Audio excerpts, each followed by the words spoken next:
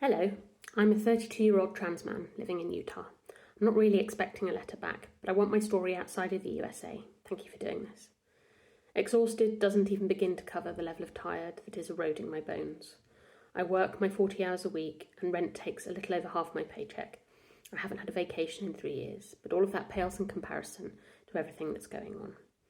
Living in the USA is heartbreaking. It's terrifying. It's near impossible to find any hope.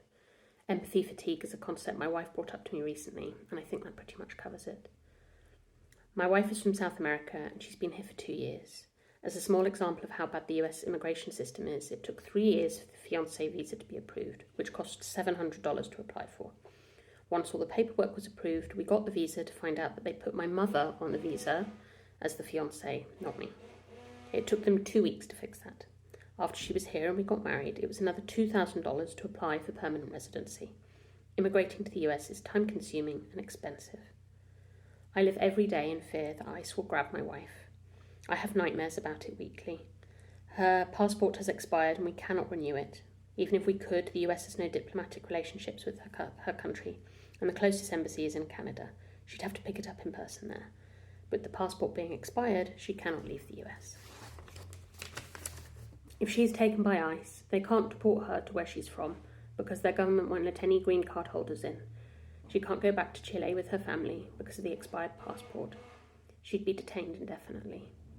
The amount of guilt I have over bringing her here is crippling. It wasn't supposed to be like this. I promised to protect her and provide for her. If it weren't for me, she'd be back in Chile, safe with her family. Of course, we've talked about this, and she's reassured me that there is nowhere else she'd rather be. But that doesn't stop the guilt. It wasn't supposed to be like this. I see all the suffering around me, around the world, and I want to do something. I want to help. I want to protest, to yell, to scream, to fight. I want to make things right, but I'm trapped by the burden of staying safe. Safe for my wife and my future. I'm also a target, being trans and all.